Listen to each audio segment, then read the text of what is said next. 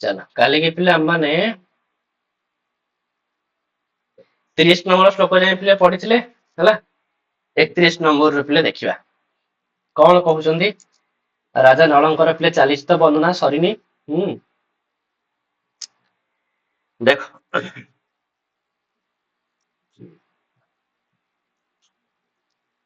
ताले पिले श्लोक नंबर 31 रे कहउछंदी स्त्रियास्य योग्या हमिति स्वमीक्षितुम करे तमालोक्य स्वरूपया धृतः विहाय भयमे मपदर्पया कया न दर्पण श्वासमलीमसः कृतः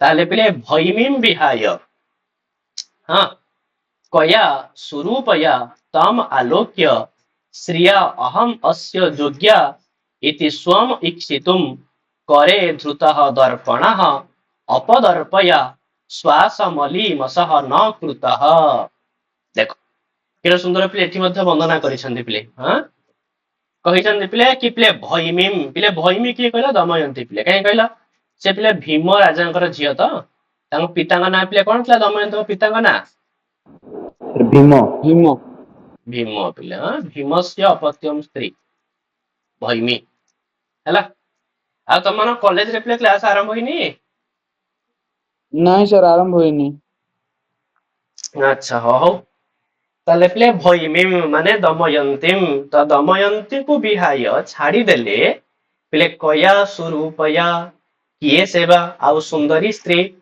तम आलोक्य राजा नळंकु देखि श्रिया निजर सुंदरतारे अहम माने मु अस्य माने एही राजा नळंकर योग्या माने योग्य बोली स्वम माने निजकु इक्षितुम माने देखिबा पाई करे माने हातरे धृत माने धरिथिबा दर्पण माने पिले दर्पण अपदर्पया त दूरीभूत गर्भता कारणरू श्वास मलीमसह त निश्वास द्वारा मलिन न कृतः करी नाही हैला चलो ले किछि बुझि नथियो मु टे कहि दो तापर बुझियो पिले ताले से कहउचंदी पिले राजा नळ ना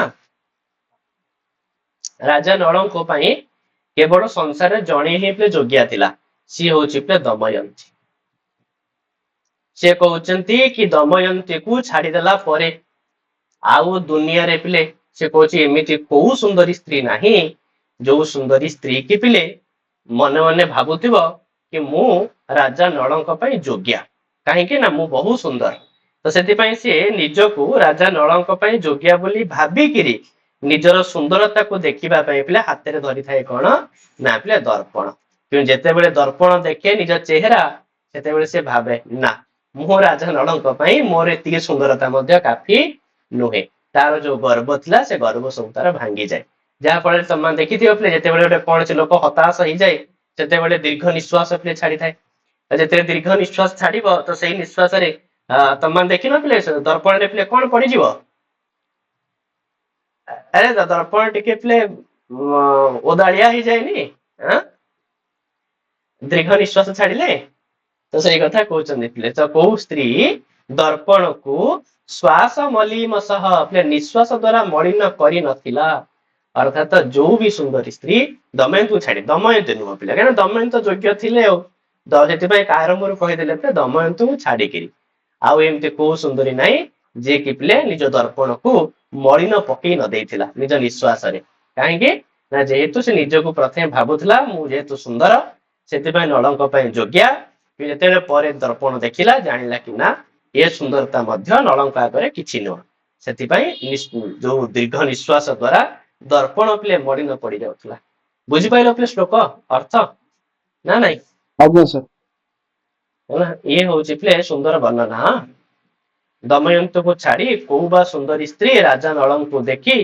तो सुंदरता पाई मु एही राजा नळंक पाई योग्य बोली निजको जेते बेले देखे सेते बेले हाथ रे धरिथिबा दर्पण को निजर गर्व दूर हो जिबारु निश्वास द्वारा मलिन पकई न दउथिला अर्थात समस्त पकई दउथिले हला ताले पिले एठारे श्रीहर्ष कहउचंती कि दमयंती को छाड़ी अन्य जेउ केउ सुंदरी स्त्री नळंकु देखि ସୁନ୍ଦରତାରେ ମୁଁ ଏହି ରାଜା ନଳଙ୍କ ପାଇଁ ଯୋଗ୍ୟ ବା ଅଯୋଗ୍ୟ ଏହା ଜାଣିବା ପାଇଁ ନିଜକୁ ଦେଖିବା ପାଇଁ ହାତରେ ପ୍ରିୟ ଦର୍ପଣ ଧରୁଥିଲେ। ଆଉ ସେହି ସୁନ୍ଦରୀ ସେ ତାର ସୁନ୍ଦରତାର ଯୋଉ ଗର୍ବ ଯେତେବେଳେ ଦୂରୀଭୂତ ହେଇଯାଉଥିଲା, ମାନେ ତାର ସେ ଦର୍ପଣ ଯେତେବେଳେ ସୁନ୍ଦରତାକୁ ଦେଖୁଥିଲା ସେତେବେଳେ ତାର ସବୁ ଗର୍ବ ପିଲେ ଭାଙ୍ଗି ଯାଉଥିଲା। ଆଉ ସାହା ଜ୍ଞାତବତୀ ସେ ଜାଣୁଥିଲା କି ମମ ସୁନ୍ଦରତା ନଳସ୍ୟ ସୁନ୍ଦରତୟା ନିନ୍ଦିତା, ତ ମୋର ସୁନ୍ଦରତାକୁ ତ ନଳଙ୍କର ସୁନ୍ଦରତା କଣ କରୁଛି, ନିନ୍ଦା କରୁଛି।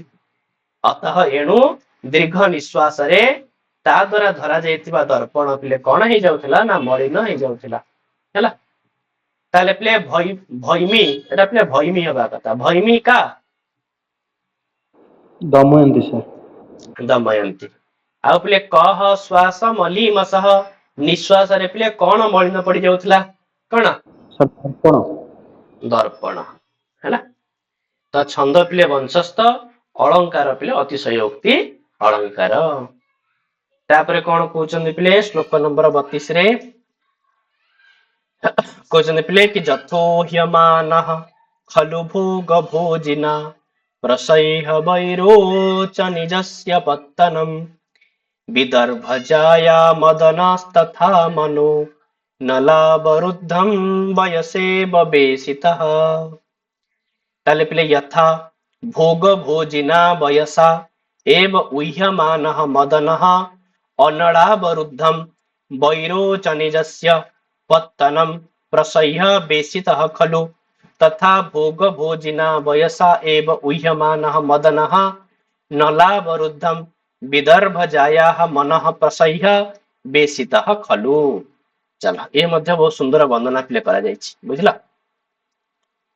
कहउछन्ति पिले जथा जेपरी भोग भोजिना पिले भोग भोजिना पिले भोग भोग भोजी बोली काहा कहନ୍ତି कहले पिले भोग भूकु बोली पिले कहନ୍ତି सर्प भक्षिणा साप को जे खाए, साप को पिले किए खाए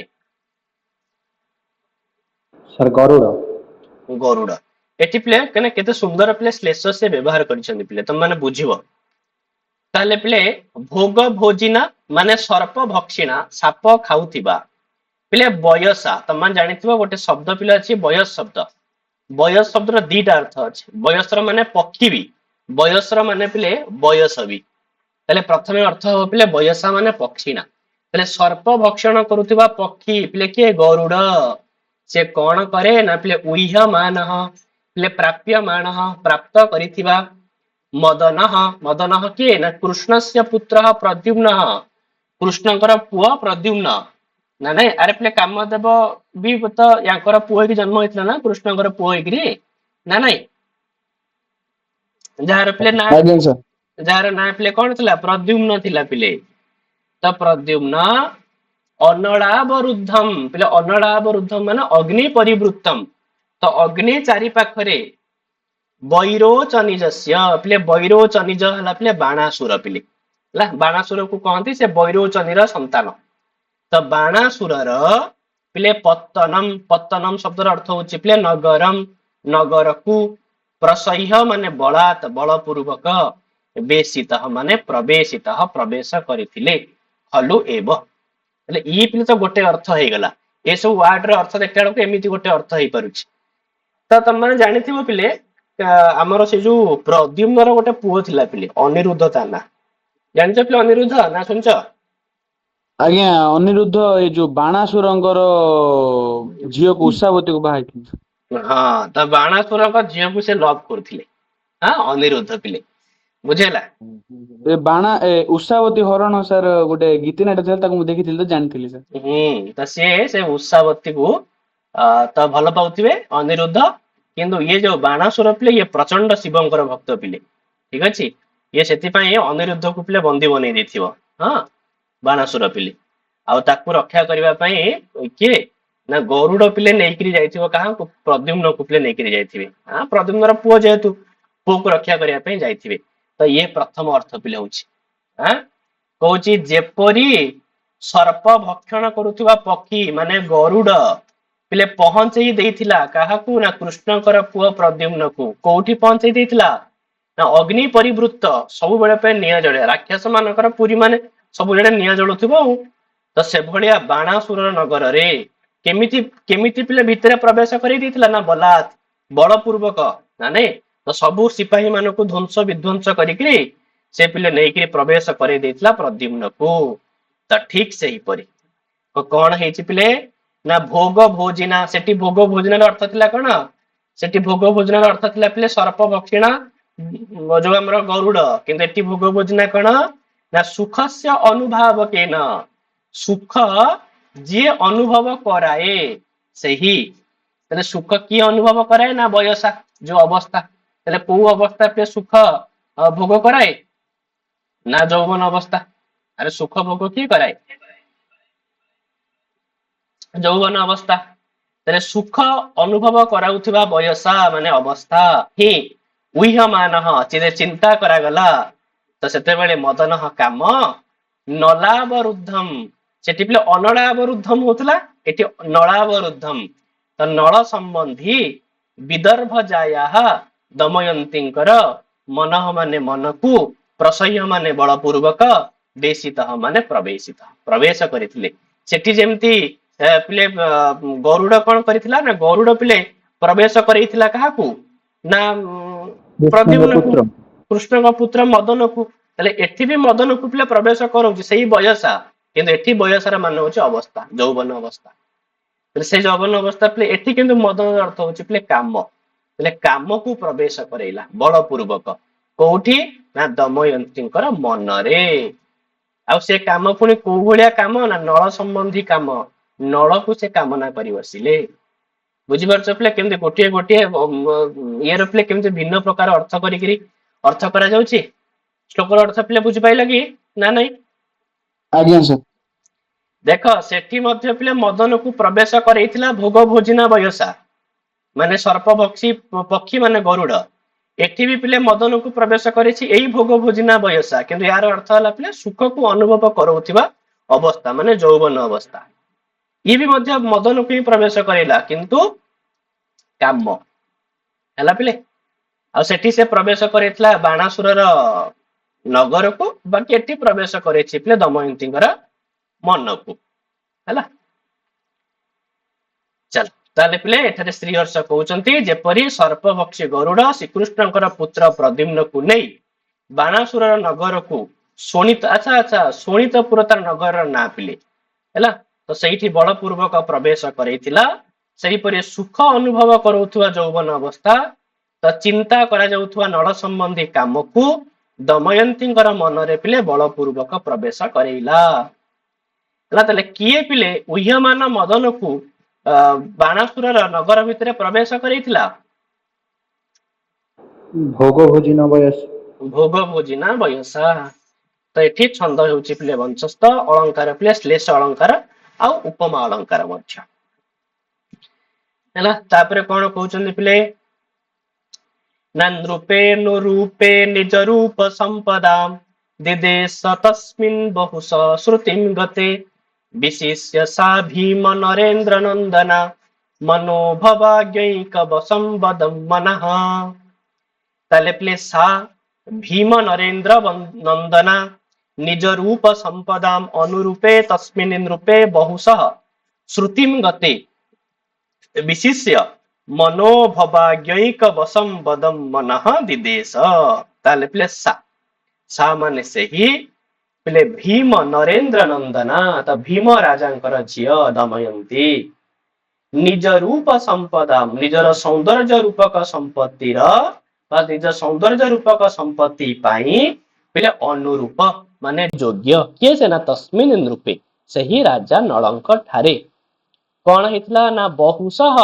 ପିଲେ ଅନେକ ଥର ଶ୍ରୁତିମ ଗତେ ପିଲେ କର୍ଣ୍ଣ ଗୋଚରକୁ ପ୍ରାପ୍ତ କରିଥିଲା ମାନେ ଦମୟନ୍ତୀ ରାଜା ନଳଙ୍କୁ ଦେଖିନଥିଲା କିନ୍ତୁ ବହୁ ଥର ଶୁଣିଥିଲା ପିଲେ ତାଙ୍କ ବିଷୟରେ ତ ସେଥିପାଇଁ ବିଶିଷ୍ୟ ଅତିଶୟୀନ ମନୋଭବାଜ୍ଞକ ବସମ୍ବଦମ ତ କାମଦେବଙ୍କର ଆଜ୍ଞାଧୀନ ପିଲେ ମନ ମାନେ ମନକୁ ଦିଦେଶ ମାନେ ଦତ୍ତବତୀ ଦେଇ ବସିଲା ହେଲେ ଦମୟନ୍ତୀ ନିଜ ମନ ପିଲେ ଦେଇ ବସିଲା କାହାକୁ ମନ ଦେଇଦେଲା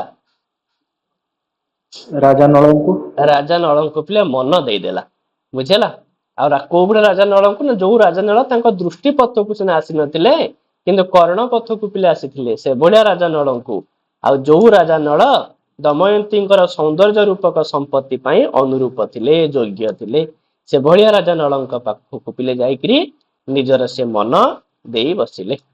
ବୁଝିବାର ମାନେ ଅଛି ସାର୍ ସେ ଖାଲି ତାଙ୍କ କଥା ଖାଲି ଶୁଣିଥିଲେ।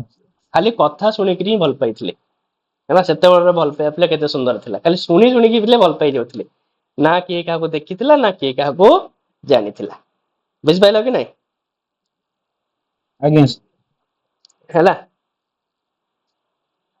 ତାହେଲେ କଣ କହୁଛନ୍ତି ପିଲେ, ନା ଏଠାରେ ଶ୍ରୀହର୍ଷ କହୁଛନ୍ତି କି ଦମୟନ୍ତୀ ନିଜର ସୌନ୍ଦର୍ଯ୍ୟ ରୂପକ ସମ୍ପତ୍ତି ପାଇଁ ଯୋଗ୍ୟ ରାଜା ନଳଙ୍କ ଠାରେ ନିଜର ଅତିଶୟ କାମାସକ୍ତ ମନକୁ ଦେଇ ବସିଥିଲେ। ଯାଇତାଇ ମନ ପିଲେ ନ ପିଲେ, ପୁଣି ମନ ଦବା କାମାସକ୍ତ ମନ ଦେବା ଭିତରେ ବହୁତ ପାର୍ଥକ୍ୟ।